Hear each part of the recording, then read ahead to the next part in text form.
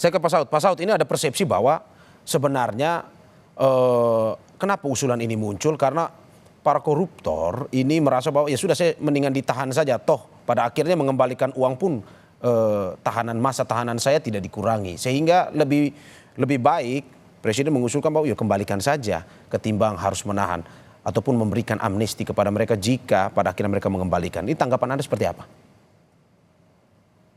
Ya itu yang disebutnya logical fallacy. Jadi logikalnya itu menyimpang gitu loh. Karena kita harus lihat, saya di bagian depan tadi sudah jelaskan. Nature-nya korupsi itu cenderung mengabaikan prosedur, diantaranya selain yang sudah saya sebutkan di depan tadi itu. Terus kemudian penyelewengan dana publik, kemudian kesenjangan, akibatnya itu kesenjangan sosial, sistem yang dirusak dan seterusnya dan seterusnya. Jadi kalau dia tidak menyasarkan dengan mekanisme sistem yang saya bilang due process of law tadi, nah ini jadi menarik perhatian. Ambil aja World Justice Project yang saya sebutkan tadi. Cara kita menegakkan hukum, kita kan dapat angka 24 dari 1 sampai 100. 24 Mario kecil banget gitu ya. Apa yang dinilai itu?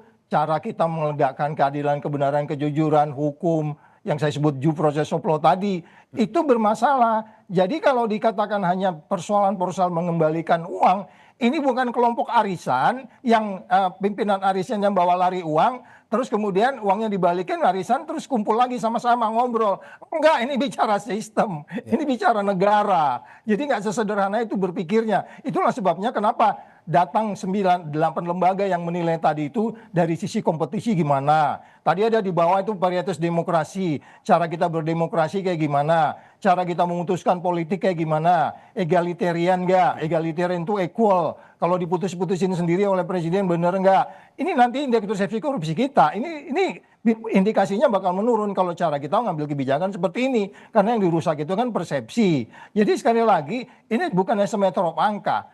Nature dari korupsi itu harus dipahami dulu, baru kita bisa memasuki mengobatinya. Kayak gitu Mas Aryo. Oke, kalau kita bicara soal nature dari korupsi, Pak, menurut Anda sebenarnya yang selalu selama ini digaungkan oleh KPK adalah terkait dengan pencegahan. Menurut Anda dengan usulan seperti ini, kita lebih kepada ini membiarkan pencegahan yang semakin minim terjadi, atau bagaimana sebenarnya?